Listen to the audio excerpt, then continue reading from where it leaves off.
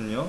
근데 좀 하나 걱정이 되는 게 이제 지방흡입을 받고 나서 이렇게 좀 피부나 이런 게 좀 울퉁불퉁해지고 이렇게 보기 싫게 되는 경우가 좀 있어요. 그런 경우는 왜 그런 경우가 생기는 건지 좀 궁금하거든요. 예, 아까도 잠깐 말씀드렸지만 이제 어떤 그런 너무 피하 지방에 너무 이렇게 바짝 빼가지고 그 지방을 남기지 않게 시술에 어떤 문제가 있을 수가 있고요. 그 다음으로는 저희가 이제 지방흡입 후에 압박복이라고 해가지고 그쪽을 이제 빼낸 지방이랑 그 피부랑 잘 붙게 그 압착되는 어떤 옷을 입어야 되는 그런 시기가 눌러주는 있습니다. 거군요. 예, 이렇게. 그렇습니다. 네. 그런 시기가 있는데 그거를 좀 잘 못하셨다든가 그리고 가장 많은 거는 이제 그 개인차라고 볼 수가 있습니다. 살이 탄력이 있고 좀 피부가 어느 정도 두께가 있으신 분들은 울퉁불퉁해지는 그런 측면이 많이 적은데요. 뭐 나이가 좀 더 드셨다거나 피부가 아주 얇다던가 이럴 때는 울퉁불퉁해지는 경우가 많고요. 네, 그런 울퉁불퉁해지는 경우 있다 하더라도 한 6개월 정도 지나면은 많이 호전이 됩니다. 네, 그렇군요. 사실 지방흡입술을 한다고 해서 이게 뭐 체중 감량이 방금 전에 말씀하신 대로 뭐 이렇게 크게 도움은 되지 않는 것 같습니다. 예를 들어서 뭐 1000cc나 1500cc 뽑는다고 해서 체중이 뭐 1kg에서 1.5kg 정도밖에 안 빠지기 때문에 그러면 거기 이제 적절한 운동을 해가지고 이제 몸매를 유지를 해줘야 되는데 만약에 이게 적절하게 운동을 하지 않고 이렇게 그냥 방치해 두면은 이게 다시 이렇게 지방이 생기겠죠? 그 기간이 얼마나 됩니까? 그게? 그걸 이제 저희 그 의학 용어로 이제 팬 리턴이라고 이제 지방이 다시 돌아오는 걸 하는 건데요. 리턴이죠. 예, 팬 리턴이라고 얘기를 하는데요. 그 복부 같은 경우에는 사실 이제 피하 지방도 있지만 내장 지방이 차지하는 비중이 높습니다. 그래서 복부 같은 경우에 시술을 했을 때 그 피하 지방은 많이 늘어나진 않지만 그 전반적으로 내장 지방이 더 늘어나서 이제 배둘레가 그렇게 많이 줄지 않은 경우도 있고요. 그런 평가를 한 6개월 정도 이후에 하게 되고요. 실제로 허벅지라든가 팔이라든가 이런 부분은 지방흡입 시술을 하게 되면은 그 살이 찌더라도 그 부분은 좀 적게 찌게 됩니다. 네, 그렇군요. 뭐 간단하게 정리하면 이제 지방흡입술 같은 경우에 가장 확실하게 살을 뺄 수 있는 그런 단기간에 그런 방법이 되겠고, 하지만 이게 또 뭐 여러 가지 마취나 이런 위험성이 있기 때문에 이게 시술 받기 전에 이렇게 철저하게 뭐 혈액 검사라든지 뭐 과거력 검사 이런 걸 통해서 좀 정확하게 받을 수 있는 분만 그렇게 좀 받는 것이 좀 좋다는 그런 생각이 드네요. 네. 그 다음에 좀 다른 일반적인 좀 시술법으로 좀 넘어가도록 하겠습니다. 요즘엔 그래서 이제 마취 이런 문제 때문에 좀 이 지방흡입 시술 말고도 좀 간단한 이런 방법들이 좀 많이 나와 있는 것 같아요. 예. 이 간단한 방법도 굉장히 많거든요, 이게. 예. 이걸 좀 분류를 좀 해봤으면 좋겠어요. 예. 이게 어떻게 좀 분류를 할 수 있나요, 이게? 간단하게 분류하자면 이제 주사를 이용한 침습적인 시술과 주사를 이용하지 않은 비침습적인 시술로 볼 수가 있습니다. 이 침습적인 시술로 본다면은 이제 HPL 주사요법이라든가 아니면 카복시 세라피, 메조 세라피 이런 것들이 있을 수가 있고, 반대로 이제 주사를 이용하지 않은 비침습적인 걸로는 엔더몰로지, 체외 충격파 이런 것들이 있을 수가 있습니다. 네, 그러면 이제 뭐 하나하나 좀 구체적으로 좀 자세하게 좀 이야기를 좀 나눠보도록 하겠습니다. 먼저 좀 이렇게 주사를 가지고 하는 시술 중에서 HPL 주사요법이라는 게 있습니다. 먼저 동영상을 저희가 좀 보면서 이렇게 좀 말씀을 좀 나눠보겠습니다. 이 HPL 굉장히 좀 생소한데 HPL 주사요법 이게 뭔가요?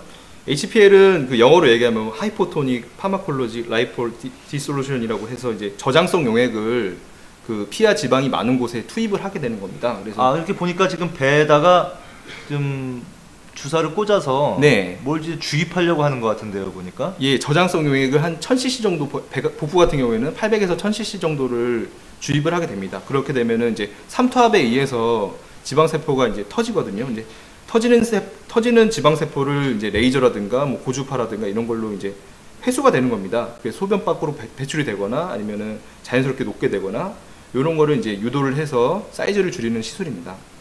그렇군요. 그럼 이 파괴하는 그 원리는 주로 그러니까 삼투압에 의한 거네요, 그러니까? 예, 삼투압도 있고 그 저장성 용액도 들어있지만 다른 어떤 그런 지방을 분해하는 데 도움이 되는 성분들도 같이 들어있어서 여러 가지 그런 방법들이 있지만 가장 주된 거는 삼투압에 의한 그 저장성 용액으로 볼 수가 있습니다. 쉽게 말하면 좀 그 지방세포를 좀 퉁퉁 불린다 이렇게 좀 보면 될까요? 예, 쉽게 말씀드리면 그럴 수 있겠습니다. 예, 요거는 이렇게 지금은 이제 복부 시술이 좀 나가고 있는 것 같은데, 예, 어느 부위에 좀 시술을 할 수 있는 거죠, 이게?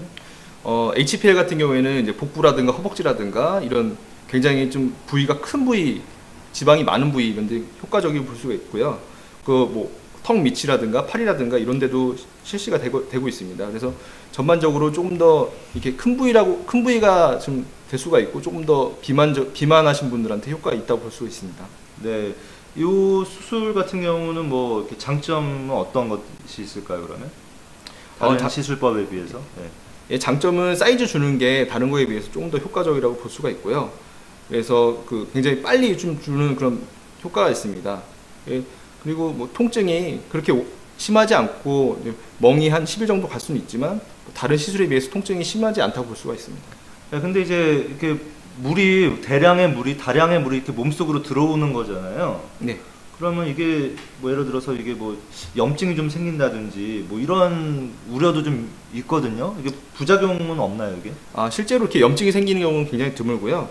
이제 그 HPL 주사에 의해서 좀 그날은 그 시술을 받은 날은 두근거리거나 아니면 어지럽거나 이런 증상들이 한 10분 중에 한두 분 정도 나타날 수가 있습니다. 그래서 보통 이런 증상들도 한 30분 정도만 지나면 또 해결되는 경우가 많습니다. 그래서 네. 굉장히 안전하다 볼 수 있어요. 예. 그 시술 시간은 어느 정도나 되는 거죠, 이게? 시술 시간은 보통 30분 정도라고 볼 수 있습니다. 30분에서 뭐 1시간 정도, 예. 30분에서 1시간 정도. 그러니까 결론적으로 좀 다량의 지방을 좀 빠른 시간 안에 좀 파괴할 수 있다는 장점이 있고, 예. 통증도 좀 다른 시술에 비해서 많은 편은 아닙니다. 네. 근데 보니까 아까 이렇게 배에다 이렇게 주사 바늘을 여러 개 꽂으니까 좀 그런 거 싫어하시는 분은 좀 있을 것 같아요. 예, 그런 거에 대해서 이제 부담을 갖고서 이제 두려워하시는 분들도 간혹 있습니다. 네. 그러면 이제 다음 카복시 세라피에 대해서 좀 알아보겠습니다. 그래서 이게 좀 카복시 세라피가 좀 이렇게 간단하게 좀 시술을 받을 수 있는 걸로 알려져 있어요. 예. 그렇죠.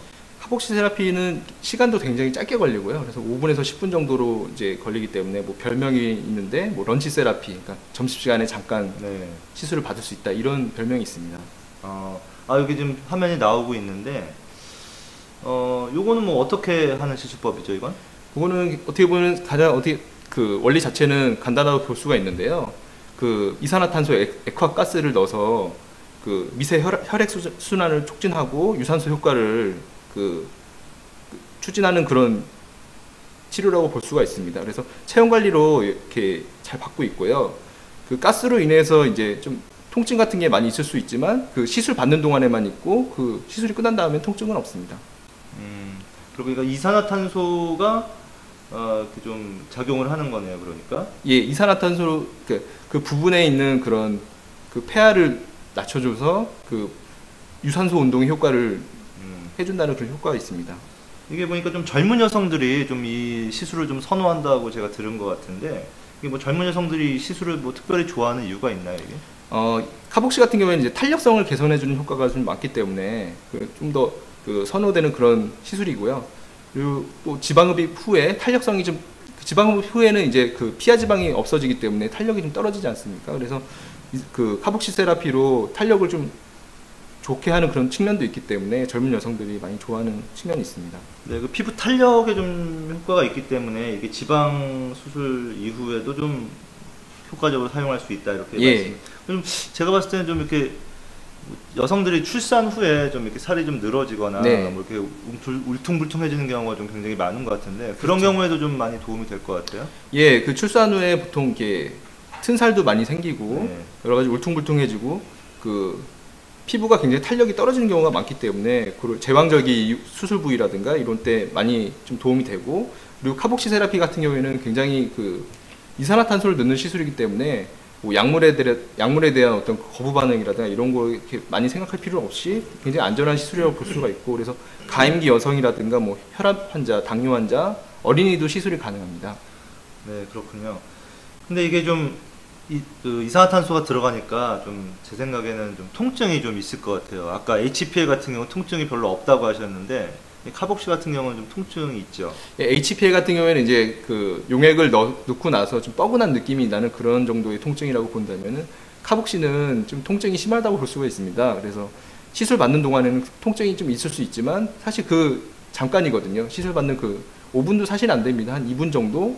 네. 그 정도 통증만 견디시면은 특별히 오히려 더 안전할 수도 있는 그런 시술이라고 볼 수가 있습니다. 그러니까 이게 좀 살을 좀 빼려고 하면은 이렇게 좀 고통이 좀 따르는 것 같아요. 이게 그냥 되는 건 없는 것 같습니다. 예, 통증이 있긴 하지만 이제 그렇다고 해서 이제 중간에 아프다고 이렇게 그만두시고 그런 경우는 많이 없습니다. 그래서 네, 다 받을만하다고 볼 수 있습니다. 아, 이게 뭐 환자 입장에서는 이제 살을 꼭 빼야 되기 때문에 더군다나 이렇게 뭐 돈을 내고 하는 거니까 이거를 꾹 참고 효과를 보기 위해서 꾹 참는 뭐 그런 분들도 많을 것 같아요. 제가 봤을 예, 때. 그렇죠. 네.